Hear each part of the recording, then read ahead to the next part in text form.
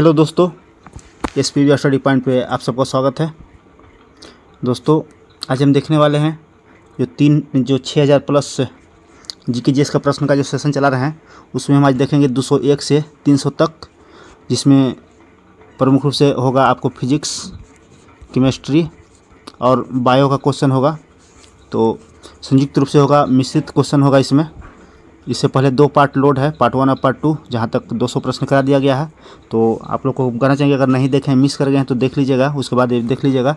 और सभी एग्ज़ाम के लिए महत्वपूर्ण है, या तो बिहार दरोगा हो, बिहार पुलिस हो, बीपीएससी हो, या शिक्षक पात्रता परीक्षा हो जो बिहार में होने वाला है, या तो फिर बीएसएससी सीजीएल जो अभी एग्ज़ाम मेंस होने वाला है, उसके लिए भी बहुत इंपॉर्टेंट होगा। तो आइए शुरू करते हैं इसको। अगर आपको अच्छा लगे सेशन, चूँकि वीडियो को लास्ट तक देखें तभी आपको पता लगेगा कि सही है या गलत है, या किस तरह से डिस्कशन कराया गया है। तो आप लोग लास्ट तक देखिएगा और अदर दोस्तों को भी लाइक और शेयर करने के लिए बोलिएगा। तो आइए शुरू करते हैं।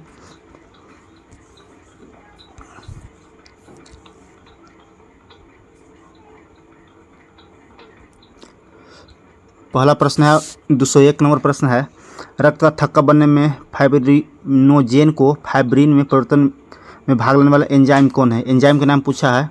तो इसमें एंजाइम हो जाएगा आपको जो आपका थ्रोम्बिन एंजाइम है, option C number thrombin enzyme है, वो सहायक होता है।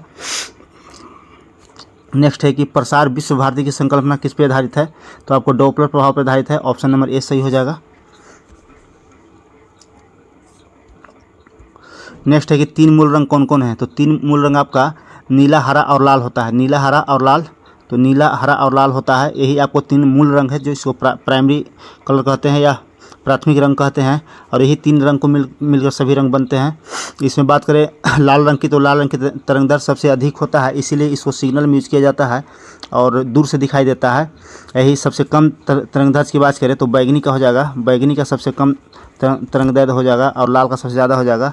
अगर यही विचलन पूछेगा कि विचलन सबसे ज़्यादा किसका होता है, विचलन तो बैगनी के विचलन सबसे ज़्यादा हो जाएगा और लाल रंग का हो जाएगा विचलन सबसे कम। यानी ओवरऑल कहा जाए तो अगर सबसे ज़्यादा अगर लाल है तो किसी चीज़ में, तो तरंगदैर्घ्य में लाल सबसे आगे है, बाकी सभी चीज़ में बैगनी से कम है। आइए नेक्स्ट प्रश्न है, निम्नलिखित कौन सा आउटपुट डिवाइस नहीं है? तो आउटपुट डिवाइस आपका टच स्क्रीन नहीं होगा, टच स्क्रीन। नेक्स्ट प्रश्न है कि निम्नलिखित कौन सा सर्च इंजन नहीं है? तो आपको जो आउटपुट है, आउटपुट सर्च इंजन नहीं है। नेक्स्ट प्रश्न है 206 नंबर में, बोलता है कि प्रतिध्वनि सुनने का कारण क्या है? प्रतिध्वनि सुनने का क्या कारण है? तो आइए ऑप्शन में देखते हैं। प्रतिध्वनि सुनने का मुख्य कारण आपका हो जाएगा जो ध्वनि का प्रवर्तन होता है, ध्वनि का प्रवर्तन प्रतिध्वनि सुनने का कारण प्रमुख रूप से है। नेक्स्ट प्रश्न है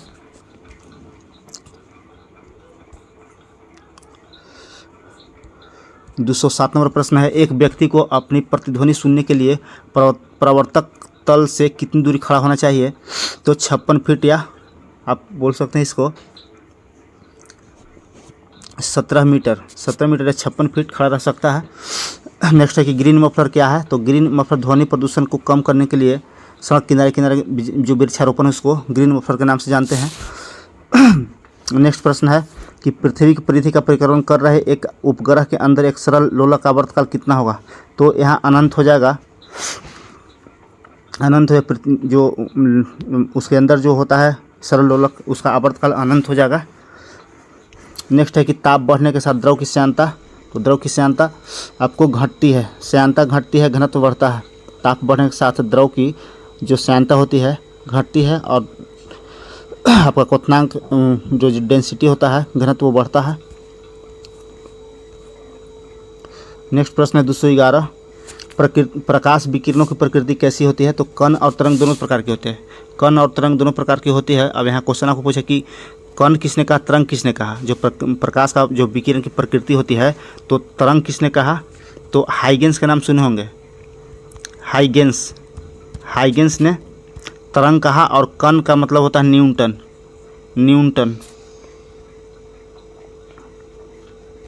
कण बोले तो कण का सिद्धांत किसने दिया? तो न्यूटन ने दिया, न्यूटन। एक मिनट,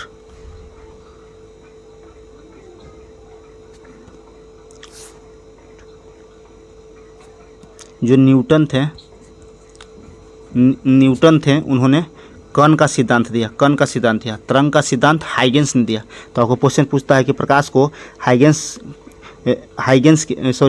तरंग की प्रकृति किसने बताया, तो हाइगेंस ने बताया। और फिर पूछेगा इसमें आपको प्रश्न की कण प्रकृति कौन बताया, तो न्यूटन ने बताया। नेक्स्ट है कि इंद्रधनुष के दोनों पट्टी सीमांत पर कौन से होते हैं, तो आपको इसमें हो जाएगा बैंगनी और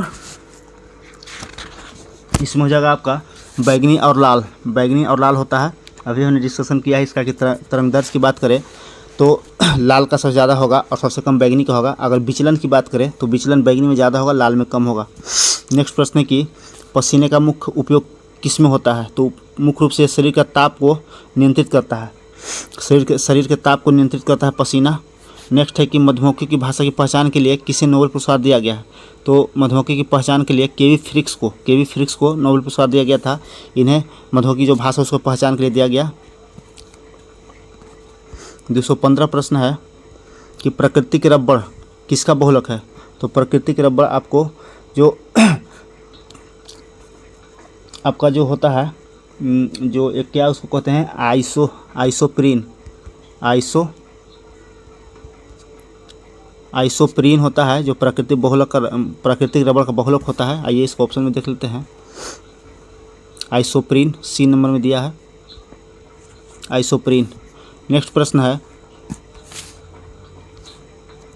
बुलेट पदार्थ बनाने के लिए निम्नलिखित में से कौन सा बहुलक प्रयोग किया जाता है, तो बुलेट पदार्थ बनाने के लिए पॉलीएमाइड का प्रयोग करते हैं। पॉलीएमाइड बुलेट प्रूफ बनाने के लिए। नेक्स्ट प्रश्न है कि निम्नलिखित बहुलकों से किसका उपयोग न चिपकने वाली कड़ाही के निर्माण में किया जाता है, तो टेफ्लॉन के नाम सुने होंगे आप लोग। टेफ्लॉन को न चिपकने वाले कड़ाही के निर्माण में किया जाता है। नेक्स्ट प्रश्न है निम्नलिखित में से किस एक का अधिकतम ईंधन मान होता है, तो सबसे ज़्यादा यहाँ देखा जाए तो प्राकृतिक गैस तो नहीं होगा, हाइड्रोजन का सबसे अधिक ईंधन मान हो जाएगा। अगर यही इससे प्रश्न एक और रिलेटेड पूछेगा कि ब्रह्मांड में सबसे अधिक कौन सा तत्व पाया जाता है ब्रह्मांड में, तो हाइड्रोजन हो जाएगा। अगर वायुमंडल पूछे तो नाइट्रोजन हो जाएगा, ठीक है। और यही पूछता है भूप्रपट्टी में पृथ्वी के, तो ऑक्सीजन हो जाएगा। तो ये सब याद रखिएगा। नेक्स्ट प्रश्न है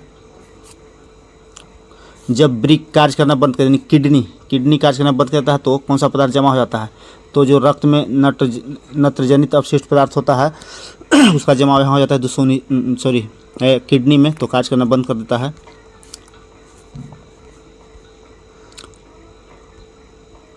220 नंबर प्रश्न है प्रकाश संश्लेषण में सूर्य के प्रकाश की कौन सी रश्मियाँ प्रणाली द्वारा सर्वाधिक उपयोग किया जाता है, तो सर्वाधिक प्रकाश संश्लेषण के दौरान आपका जो लाल रंग होता है इसको सबसे ज़्यादा आपका प्रणाली द्वारा उपयोग किया जाता है, लाल रंग को। नेक्स्ट प्रश्न है उचित रीति से कटे हीरे की असाधारण चमक का आधारभूत कारण यह है कि उसका अति उच्च अपवर्तनांक सूचकांक होता है। उच्च अपवर्तनांक सूचकांक होता है। हीरा है जो कार्बन का अपरूप है। नेक्स्ट है कि प्रकाश का रंग निर्धारित होता है उसके तरंग दैर्ध्य से, जो उसका निर्धारण होता है प्रकाश का रंग तरंग दैर्ध्य से निर्धारित होता है। नेक्स्ट प्रश्न है निम्नलिखित किस में उच्चतम ऊर्जा होता है, तो उच्चतम ऊर्जा आपको नीले प्रकाश में हो जाएगा, सबसे अधिक ऊर्जा नीला प्रकाश में होता है। नेक्स्ट प्रश्न है आपका 224 एक स्वस्थ मनुष्य शरीर का तापमान होता है 37 डिग्री सेल्सियस। 37 डिग्री आपका सेल्सियस हो जाएगा एक मनुष्य का तापमान। अगर यही केल्विन में पूछा 310 डिग्री केल्विन हो जाएगा। अगर फारेनहाइट में पूछेगा तो 98.6 डिग्री फारेनहाइट हो जाएगा। 3 तरह से पूछता है इसमें प्रश्न। नेक्स्ट है 225 कमरे में लगे हुए वातानुकूलन क्या नियंत्रित करता है, मैंने एसी जो लगता है कमरा में, एसी क्या नियंत्रित करता है, तो एसी आपको आर्द्रता और तापक्रम दोनों नियंत्रित करता है, केवल आर्द्रता एवं तापमान को नियंत्रित करता है। नेक्स्ट है कि कंप्यूटर का पिता या जनक कंप्यूटर किसे कहा जाता है, तो चार्ल्स बेबेज को कहा जाता है। नेक्स्ट प्रश्न है कि एटम में न्यूट्रॉन की खोज किसने किया था, तो न्यूट्रॉन की खोज चैडविक ने किया था। न्यूट्रॉन की खोज चैडविक। जे थॉमसन की बात करें तो इलेक्ट्रॉन की खोज किया था। और रदरफोर्ड की बात करें तो प्रोटॉन की खोज किया था। या यहाँ पे अगर नहीं रदरफोर्ड रहेगा तो गोल्डस्टीन रहेगा, तो गोल्डस्टीन मारिएगा। नेक्स्ट प्रश्न है निम्नलिखित में से किस उद्योग में अवरक कच्चे माल के रूप में प्रयुक्त होता है, तो कच्चा माल के रूप में विद्युत में प्रयोग होता है। अब प्रश्न उठता है कि भारत में सबसे ज़्यादा अभ्रक कहाँ मिलता है। अभ्रक इसको माइका कहते हैं अंग्रेजी में, माइका कहते हैं अंग्रेजी में। तो सबसे ज़्यादा माइका झारखंड में मिलता है, झारखंड में मिलता है माइका।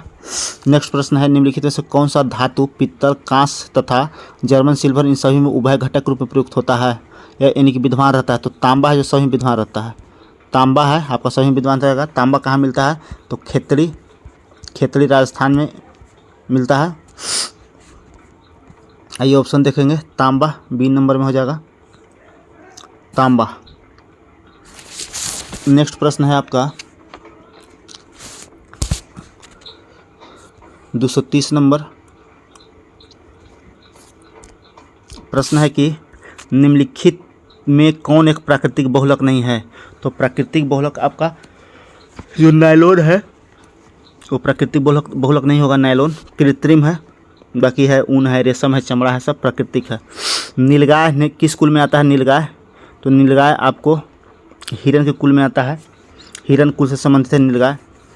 नेक्स्ट है कि प्याज के छिलके उतारने पर आंसू आते हैं क्योंकि प्याज निष्कासित करता है सल्फेनिक अम्ल। क्या निष्कासित करेगा, तो सल्फेनिक अम्ल निष्कासित करता है, सल्फेनिक एसिड, इसीलिए आंसू आ जाता है आँख में। नेक्स्ट है कि मानव मस्तिष्क के निम्नलिखित भागों में से कौन सा एक निगरन और उल्टी का नियमन केंद्र है। तो मेडुला ऑब्लोगेंटा होता है, उसमें आपका उल्टी और निगरन का केंद्र माना जाता है। नेक्स्ट प्रश्न है, इंसुलिन प्राप्त होता है। तो इंसुलिन प्राप्त होता है आपका डहेलियों की जड़ों से, डहेलियों की जड़ से प्राप्त होता है इंसुलिन। इंसुलिन की बात करें तो मानव शरीर में जो अग्नाशय होता है, अग्नाशय होता है, इससे प्राप्त होता है इंसुलिन।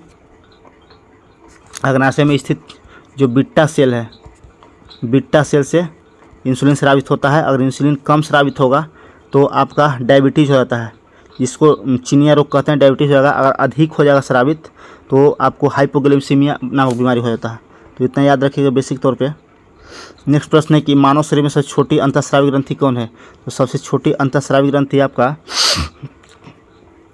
जो पिट्यूटरी होता है, जो मस्तिष्क में स्थित होता है, यही जिसको मास्टर ग्रंथि भी कहते हैं, यही अंतःस्रावी ग्रंथि है, सबसे छोटी। नेक्स्ट प्रश्न है कि चंद्रमा पर वायुमंडल नहीं होने का क्या कारण है। तो चंद्रमा पर वायुमंडल नहीं होने का कारण है, इस पर गैस अणुओं का पलायन वेग उसके वर्ग माध्य मूल वेग से कम होता है, इसीलिए यहाँ वायुमंडल नहीं होता है। अगर चंद्रमा पे दो व्यक्ति जाता है तो वहाँ एक दूसरे की आवाज़ भी नहीं सुन सकता है, क्योंकि वहाँ ध्वनि गमन करने का जो मार्ग होता है, मार्ग नहीं वहाँ पे है। नेक्स्ट प्रश्न है कि वर्षा की बूंद गोलाकार आकृति का क्या कारण है। कहने का मतलब कि वर्षा का जो बूंद होता है गोल गोल क्यों गिरता है, तो पृष्ठ तनाव के कारण होता है ऐसा। नेक्स्ट है कि कार के पीछे आने वाले यातायात को देखने के लिए निम्नलिखित किस प्रकार के दर्पण का उपयोग किया जाता है। तो कार के पीछे आने के लिए उत्तल दर्पण का प्रयोग करते हैं देखने के लिए पीछे से। अगर ये हेडलाइट में पूछेगा तो अवतल हो जाएगा। नेक्स्ट प्रश्न है, पानी से भरी डॉट लगी बोतल जमने पर टूट जाएगी क्योंकि जमने पर आयतन बढ़ जाता है। जमने पर जो पानी जमता है तो बर्फ के रूप में जाता है, तो आयतन बढ़ जाता है। नेक्स्ट प्रश्न है कि हाइड्रोजन बम विकसित किसने किया था। तो हाइड्रोजन बम का विकास एडवर्ड टेलर द्वारा किया गया था, एडवर्ड टेलर द्वारा हाइड्रोजन बम का विकास किया गया था। नेक्स्ट प्रश्न है, पीतल में कौन सी धातु का संयोग होता है। तो तांबा और जस्ता पीतल में हो जाएगा, तांबा और जस्ता पीतल में हो जाएगा। नेक्स्ट प्रश्न है कि निम्नलिखित में से कौन सा केवल कार्बन से बना हुआ है। तो ग्रेफीन है जो केवल कार्बन से बना हुआ है। नेक्स्ट प्रश्न है कि स्वर्णकारों द्वारा प्रयोग में आने वाला एक्वारेजिया किससे मिलकर बना होता है। तो एक्वारेजिया आपको जो सल्फ्यूरिक अम्ल हाइड्रोक्लोरिक अम्ल होता है, HCl होता है, उससे मिलकर बना होता है। सॉरी दोस्त, गलती हो गया। आपको यहाँ जो नाइट्रिक अम्ल है, हाइड्रोक्लोरिक अम्ल है, इससे मिलकर बना होता है एक्वारेजिया। नेक्स्ट प्रश्न है, निम्नलिखित गैस मिश्रण में से कौन सा गैस बिल्डिंग के लिए प्रयोग किया जाता है। तो ऑक्सीजन और एसिटिलीन को संयुक्त रूप से प्रयोग किया जाता है आपको बिल्डिंग के लिए। नेक्स्ट प्रश्न, टेफ्लॉन क्या है। तो टेफ्लॉन आपको हाइड्रोकार्बन है, टेफ्लॉन आपको फ्लोरोकार्बन है, हाइड्रोकार्बन नहीं, टेफ्लॉन फ्लोरोकार्बन है। नेक्स्ट है कि नेक्स्ट प्रश्न है, क्लोरोफिल पर्णहरित में पाया जाता है। तो क्लोरोफिल में पाया जाता है मैग्नीशियम, क्लोरोफिल में आपका मैग्नीशियम पाया जाता है। 247 प्रश्न है, 247 नंबर प्रश्न है, पौधों में अर्धसूत्री विभाजन के अध्ययन के लिए सबसे उपयुक्त भाग कौन होता है? तो इसमें परागकोश जो होता है आपका, जो सर्वाधिक अर्धसूत्री विभाजन के अध्ययन के लिए उपयुक्त माना जाता है, परागकोश। नेक्स्ट है 248 प्रश्न, 248 नंबर प्रश्न कि डेंगू बुखार में मानव शरीर में निम्नलिखित में से किस की कमी होती है? तो प्लेटलेट्स की कमी हो जाती है, प्लेटलेट्स की कमी हो जाती है। नेक्स्ट प्रश्न कि मस्तिष्क तथा मेरुरज्जु पर चढ़ी झिल्ली में सूजन आ जाने से होने वाला रोग कौन सा है? तो मेनिंजाइटिस का नाम सुने होंगे, जिसको दिमागी बुखार भी कहते हैं, दिमागी बुखार भी कहते हैं। जो मेनिंजाइटिस है, इसी को जो सूजन आ जाता है, उसमें सूज जाता है तो मेनिंजाइटिस नाम रोग हो जाता है या बीमारी हो जाता है। नेक्स्ट है कि हृदय की धड़कन नियंत्रित करने के लिए कौन सा खनिज आवश्यक है? तो पोटेशियम, पोटेशियम आवश्यक है। तो पोटेशियम कहाँ से प्राप्त होगा? तो आपको जो हृदय के रोगी हैं उनको सलाह दिया जाता है कि आप प्रतिदिन एक सेव खाइए, सेव में पोटेशियम भी पाया जाता है। नेक्स्ट प्रश्न है कि निम्नलिखित में से किस परिघटना का उपयोग ऑप्टिकल फाइबर में किया गया? तो ऑप्टिकल फाइबर में आपका पूर्ण आंतरिक परिवर्तन का उपयोग किया जाता है।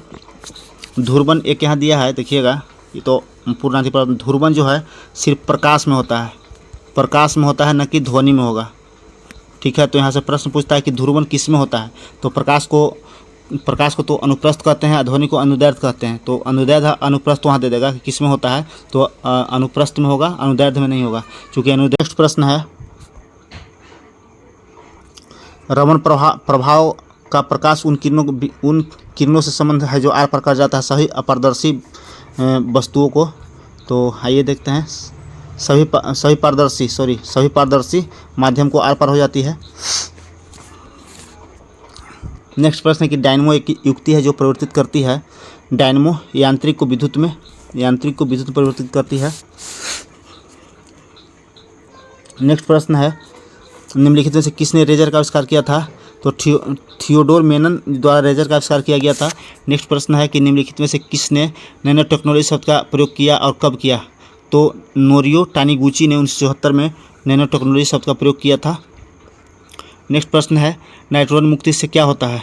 तो नाइट्रोजन मुक्ति से जो स्थलमंडल एवं वायुमंडल नाइट्रोजन की मात्रा को अप्रभावित रहता है, यानी कि नाइट्रोजन मुक्ति से कोई प्रभाव नहीं पड़ेगा, स्थलमंडल या वायुमंडल जो नाइट्रोजन है उस पर कोई प्रभाव नहीं पड़ेगा, इसलिए अप्रभावित रहेगा। 257वां प्रश्न है कि शक्कर के किण्वन से क्या बनता है? शक्कर के किण्वन से इथाइल अल्कोहल का निर्माण होता है, शक्कर के किण्वन से इथाइल अल्कोहल। नेक्स्ट प्रश्न है 258,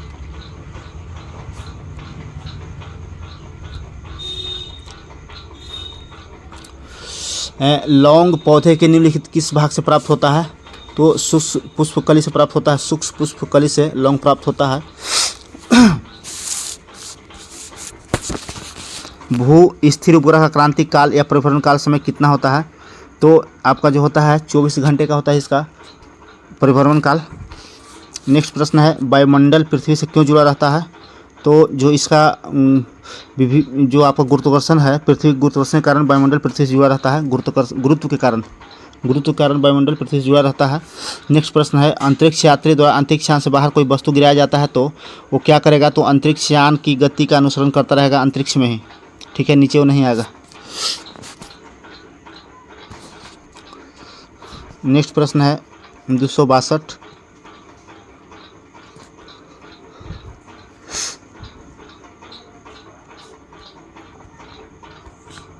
गुरुत्वाकर्षण के सार्वभौमिक नियम का प्रतिपादन किसने किया था? तो सार्वभौमिक नियम का प्रतिपादन आपका न्यूटन द्वारा किया गया था गुरुत्वाकर्षण का। नेक्स्ट प्रश्न है दक्षिण ध्रुवीय शोध के लिए स्थापित प्रथम भारतीय स्टेशन का नाम क्या है? तो दक्षिणी गंगोत्री नाम है, दक्षिणी गंगोत्री। नेक्स्ट है कि कौन सुमेलित नहीं है? तो इसमें आपको नेशनल इंस्टीट्यूट ऑफ ओशनोग्राफी यानी समुद्र विज्ञान का राष्ट्रीय संस्थान गोवा सही है। इसमें आगे है कि समुद्र सूचना सेवाओं का भारतीय राष्ट्रीय केंद्र हैदराबाद, ये भी सही है। नेक्स्ट है कि समुद्र प्रौद्योगिकी का राष्ट्रीय संस्थान चेन्नई, ये भी सही है। जो अंटार्कटिक अध्ययन केंद्र बेंगलुरु, ये आपका सुमेलित नहीं है, यही गलत आपका है।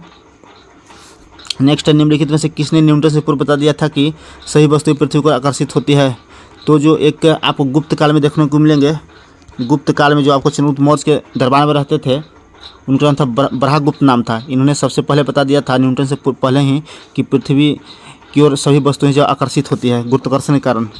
याद रखिएगा, बरहागुप्त है जो गुप्तकालीन एक वैज्ञानिक थे। 266 नंबर प्रश्न है, अंतरिक्ष यात्री निर्वात में सीधा खड़ा नहीं हो सकते हैं क्योंकि वो वहाँ पे गुरुत्वाकर्षण नहीं होता है, वहाँ पे आपका गुरुत्वाकर्षण नहीं होता है। नेक्स्ट प्रश्न है, यदि पृथ्वी और सूर्य की दूरी दोगुनी हो जाए तो सूर्य द्वारा पृथ्वी पर गुरुत्वाकर्षण बल पर क्या प्रभाव पड़ेगा? तो जितना है, जो भी अब जितना है उसका 4 गुना हो जाएगा। ये सब लॉजिकल प्रश्न है, याद रखिएगा। एग्जाम में आएगा तो थोड़ा सोच के मारिएगा आंसर इसका। कहता है कि यदि पृथ्वी और सूर्य की दूरी दोगुनी हो जाती है, माने अभी है उससे दोगुनी दूरी हो जाए तो सूर्य द्वारा पृथ्वी पर गुरुत्वाकर्षण बल पर क्या प्रभाव पड़ेगा? तो अब जितना है उसका 4 गुना हो जाएगा। नेक्स्ट प्रश्न है, किसी पिंड का भार विषुवत रेखा पे नहीं, ध्रुवों पे सर्वाधिक होगा। ध्रुव पे सर्वाधिक होगा, सबसे न्यूनतम विषुवत रेखा पर होगा। नेक्स्ट प्रश्न है कि एक ऊंची इमारत से एक गेंद 9.8 मीटर प्रति वर्ग सेकंड के समान त्वरण के साथ गिराई जाती है तो 3 सेकंड के बाद वो कितना प्राप्त करेगा, कितना उसका वेग हो जाएगा? तो 9.8 में 3 से अगर गुना आप करिएगा तो संभवतः 29.4 मीटर प्रति सेकंड आ जाएगा। यही आपका आंसर हो जाएगा। नेक्स्ट है कि भारहीनता होता है, तो भारहीनता कहाँ होता है? जब गुरुत्वाकर्षण की शून्य स्थिति होता है कहीं भी, अगर गुरुत्वाकर्षण नहीं है तो वहाँ भारहीनता अनुभव होगा ही।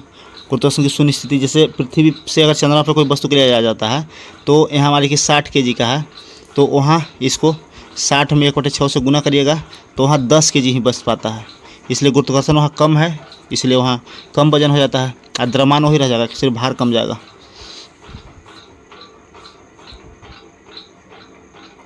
नेक्स्ट प्रश्न है 271 नंबर। प्रश्न की पृथ्वी अपने कक्ष में लगभग 4400 किलोमीटर प्रति घंटे की गति से घूम रही है। हम इस तेज़ गति को अनुभव नहीं कर पाते हैं क्योंकि जो उतना जो स्पीड में घूम रहा है उसके अकॉर्डिंग अगर देखा जाए तो हमारी जो स्पीड है वो शून्य मानी जाती है। तो देखते हैं इसको। बी नंबर ऑप्शन में दिया हुआ है कि अपने कक्ष में पृथ्वी गति की अपेक्षा हमारी गति शून्य है, उतना स्पीड है नहीं। नेक्स्ट प्रश्न है, यदि पृथ्वी का गुरुत्वाकर्षण बल अचानक लुप्त हो जाता है तो कौन सा परिणाम सही होगा? तो वस्तु का भार शून्य हो जाएगा परंतु द्रव्यमान वही रहेगा। ठीक है, वस्तु का भार पे ही प्रभाव पड़ेगा, चाहे पृथ्वी पर रखिए या इसको चंद्रमा पर ले जाइए कहीं। अगर गुरुत्वाकर्षण अगर लुप्त हो जाता है तो वस्तु का भार जो शून्य हो जाएगा, द्रव्यमान वही रहेगा। कहीं भी ले जाइएगा द्रव्यमान कांस्टेंट होता है, द्रव्यमान स्थिर रहता है। नेक्स्ट प्रश्न है कि कृत्रिम उपग्रह पृथ्वी से सुस्पष्ट ट्रैक किया जा सकता है, कैसे? तो डॉपलर प्रभाव द्वारा। डॉपलर प्रभाव द्वारा कृत्रिम उपग्रह को सुस्पष्टता से तय किया जा सकता है। नेक्स्ट प्रश्न है कि किसी लिफ्ट में बैठे हुए व्यक्ति को अपना भार कब अधिक मालूम होगा? तो अधिक मालूम कब होगा? जब लिफ्ट त्वरण के साथ ऊपर जाएगा तो ऊपर जाएगा तो, और ए नंबर ऑप्शन हो जाएगा। अगर ये पूछता कि कम भार महसूस कब पड़ेगा, तो जब त्वरण के साथ नीचे आते हैं, ऐसे जनरली आप लोग देखिएगा। अगर कोई पटना में रह रहे हैं तो देखिएगा, कहीं अगर लिफ्ट लगा तो उस पर चढ़िए जाइएगा उसमें और बटन दबाइएगा ऊपर जाने के लिए, तो अधिक भार महसूस होगा। और वही जब आप नीचे आइएगा तो देखिएगा कि भार कम महसूस होता है। तो ये सब लॉजिकल है, प्रैक्टिकली है, देखिएगा। 275 नंबर प्रश्न है कि लोलक की कालावधि उसके लंबाई के ऊपर निर्भर करती है, उसके लंबाई के ऊपर निर्भर करती है। नेक्स्ट प्रश्न है, लोलक घड़ियाँ गर्मी में सुस्त हो जाती है क्योंकि जो लोलक घड़ियाँ की जो लंबाई है वो बढ़ जाती है गर्मी में। ठीक है, लंबाई बढ़ जाती है उष्मा पा करके, इसलिए सुस्त हो जाती है। नेक्स्ट प्रश्न है कि एक लड़की झूले पर बैठी थी, झूल रही है, उस लड़की के खड़े हो जाने पर दोलन का आवर्तकाल क्या होगा? तो दोलन का आवर्तकाल यहाँ पे कम हो जाएगा। बहुत सारा एग्जाम में क्वेश्चन पूछा है, बहुत लोग कंफ्यूज होकर गलत मार देते हैं इसको। तो याद रखिएगा, जब एक कोई भी लड़की क्या कोई भी अगर व्यक्ति है झूला पर बैठी स्थिति में झूल रहा है, ठीक है, और वो खड़ा अगर हो जाता है तो दोलन का देखिए कम हो जाएगा। अगर बैठे रहेंगे तो ज़्यादा दूर तक फेंकाता है आदमी, ज़्यादा दूर तक दूरी तय करता है। वही खड़ा हो जाइए तो उसको कम दूरी प्राप्त होगा, इसीलिए दोलन का आवर्तकाल कम हो जाएगा। नेक्स्ट प्रश्न है, पेंडुलम घड़ी तीव्र गति से चल सकती है। तो पेंडुलम जो घड़ी है वो आपको शीत ऋतु में, ठंडी के दिनों में आपको तीव्र गति से चलेगी, चूँकि उसको लंबाई है, जो लोला का लंबाई घट जाता है, यानी कम हो जाता है। नेक्स्ट प्रश्न है कि पृथ्वी का प्लान वेग कितना है? तो 11.2 किलोमीटर अगर प्रति सेकंड की स्पीड से अगर फेंका जाता है किसी भी वस्तु को अगर अंतरिक्ष में, तो हमेशा के लिए ऊपर चल जाएगा। तो यहाँ पे 11.2 किलोमीटर प्रति सेकंड हो जाएगा, 11.2 डी नंबर आंसर। नेक्स्ट प्रश्न है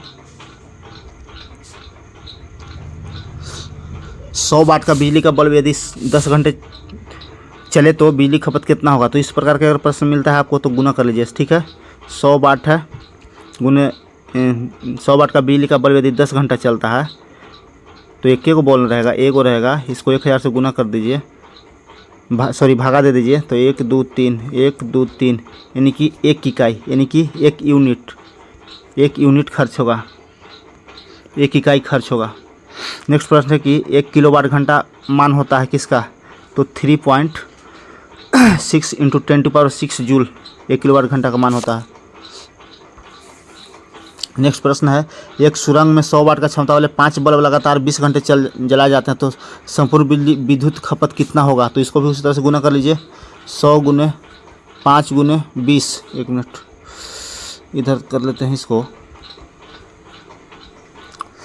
100 वाट का कहता है तो 100 वाट गुने 5 बॉल गुने 20 घंटा बटे 1000, ठीक है। तो 1 2 3 1 2 3, अब क्या बचा? 5 दूनी 10, तो 10 यूनिट खपत होगा। इसका आंसर हो जाएगा 10 यूनिट। नेक्स्ट प्रश्न है एक मकान में 2 बल्बों में से एक दूसरे से अधिक रोशनी देता है, इन दोनों में से किस बल्ब में उच्चतम अवरोधक है? तो जो मंद रोशनी देती है, जो मंद रोशनी कम रोशनी दे रहा है उसमें उच्चतर अवरोधक है। नेक्स्ट प्रश्न है आपका 284 नंबर,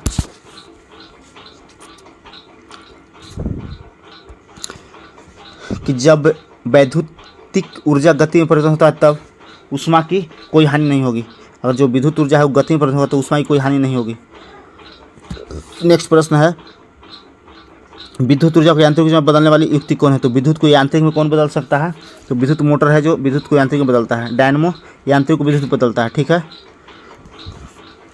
नेक्स्ट प्रश्न है एक ऐसा उपकरण जो रासायनिक ऊर्जा को विद्युत में परिवर्तन करता है, तो रासायनिक को विद्युत में कौन करेगा? तो बैटरी करेगा। रासायनिक जो बैटरी होता है, जो हम लोग का घर में जो इन्वर्टर से चार्ज करके हम लोग चलाते हैं बैटरी को, उसमें रासायनिक ऊर्जा होता है जो स्टोर रहता है और वो विद्युत में परिवर्तित हो जाता है। नेक्स्ट प्रश्न है कि निकल कैडमियम बैटरी का प्रयोग कहाँ होता है? तो इसका उपयोग प्रमुख रूप से कैलकुलेटर में भी होगा, कार्डलेस इलेक्ट्रॉनिक उपकरण में भी होगा और ट्रांजिस्टर में होगा, यानी उपयुक्त सभी में होगा। नेक्स्ट प्रश्न है निम्नलिखित कौन सी धातु रोशनी के बल्बों में फिलामेंट के रूप में कार्य करते हैं? तो फिलामेंट के रूप में हम लोग टंगस्टन का प्रयोग करते हैं। आइए देखते हैं इसमें ऑप्शन डी सही हो जाएगा, ऑप्शन डी सही हो जाएगा इसका आंसर। नेक्स्ट प्रश्न है कि 3 पिन बिजली के प्लग में सबसे लंबी पिन को जोड़ना चाहिए, तो इसको मुख्य रूप से आधार सिरे से जोड़ना चाहिए। नेक्स्ट प्रश्न है विद्युत उपकरणों में अर्थ का प्रयोग क्यों करते हैं? जो अर्थिंग हम लोग देते हैं तो उसमें क्या होता है कि इसको हम लोग सुरक्षा के लिए देते हैं। अगर अर्थिंग मजबूत होगा तो करंट नहीं लगता है, तो घर में भी करंट आपको लग जाता है व्यक्ति को। नेक्स्ट प्रश्न है कि निम्नलिखित में कौन सा विद्युत का सर्वोत्तम चालक है? तो सर्वोत्तम चालक आपको चांदी हो जाएगा। बट यहाँ एक प्रश्न उठता है कि सर्वोत्तम चालक तो चांदी होता है, तो चांदी का इस्तेमाल क्यों नहीं करते हम लोग विद्युत ऊर्जा, जो विद्युत को जो हम लोग का घर में जो वायरिंग होता है उसमें क्यों नहीं चांदी का तार इस्तेमाल करते हैं? तो काफ़ी महंगा पड़ेगा, काफ़ी महंगा है चांदी, इसलिए इसका तार हम लोग बना सकते हैं। ऐसे कॉस्टली देख रहे हैं कि तांबा कहीं तार बहुत कॉस्टली होता है, तो चांदी तो और बहुत ज़्यादा महंगा होगा, तो इसलिए चांदी का तार नहीं बनता है। नेक्स्ट प्रश्न है 292 प्रश्न की घर की, एक मिनट, घर की सुरक्षित विद्युत सप्लाई के उपयोग में आने वाली फ्यूज का तार जिस धातु की बनी होती है उसका गलनांक कम होगा, इसीलिए विद्युत परिपथ को तोड़ देता है अधिक जब धारा प्रवाहित होता है, तो और प्रतिरोध अधिक होगा, ठीक है। तो याद रखिए ए और सी दोनों आंसर हो जाएगा इसका। नेक्स्ट है 293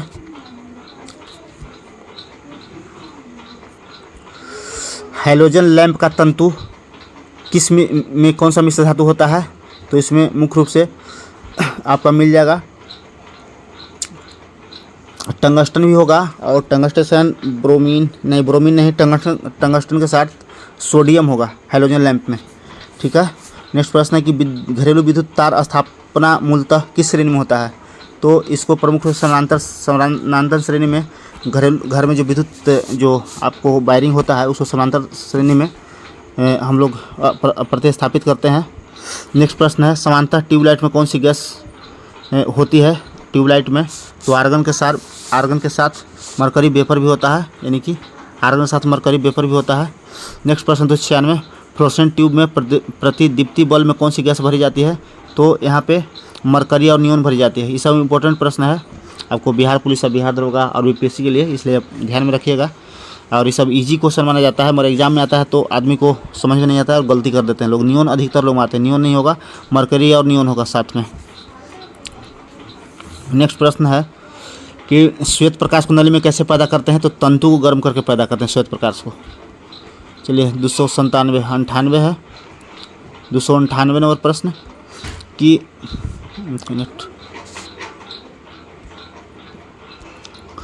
एक तार में बहती विद्युत धारा एवं विभवांतर प्रत्येक को 2 गुना बढ़ा दिया जाए तो विद्युत शक्ति क्या होगा? तो विद्युत शक्ति आपका 4 गुना बढ़ जाएगा, 4 गुना बढ़ जाएगी विद्युत शक्ति, और विद्युत धारा एवं विभवांतर को प्रत्येक को 2 गुना कर देंगे तो। नेक्स्ट प्रश्न ट्रांसफार्मर प्रयुक्त होता है तो एसी वोल्टेज का उपचयन या अपचयन के लिए प्रयोग करते हैं, एसी वोल्टेज को उपचयन या अपचयन के लिए। नेक्स्ट प्रश्न है या अंतिम, इस वीडियो का अंतिम प्रश्न होगा मोबाइल चार्जर क्या है? हम लोग डेली इस्तेमाल करते हैं, मगर कोई बताइएगा, किसी को पता नहीं होगा, इसलिए आप लोग कमेंट बॉक्स में बताइएगा कि मोबाइल चार्जर क्या है। बहुत मोबाइल चार्ज करते हैं सब, और मोबाइल से हम लोग पढ़ते भी हैं बहुत ज़्यादा, और बहुत सारे लोग हैं जो सोशल साइट चलाते हैं। तो जो भी देखिएगा मोबाइल चार्जर क्या है इसका, आप कमेंट बॉक्स में कमेंट करके आंसर बताइएगा। 300 नंबर का क्वेश्चन है, इसको आप लोग आंसर बताइएगा। मोबाइल चार्जर क्या होता है? तो हम इंतज़ार करेंगे आप लोग का कमेंट बॉक्स में आंसर का। तो 100 प्रश्न हमने क्लियर कराया, जो आपको 201 से 300 तक, इसी तरह हम लाते रहेंगे सभी सब्जेक्ट का। तो आप लोग को अगर वीडियो अच्छा लगा होगा तो लाइक सब्सक्राइब और शेयर जरूर कीजिए। वीडियो को लास्ट तक देखने के लिए धन्यवाद।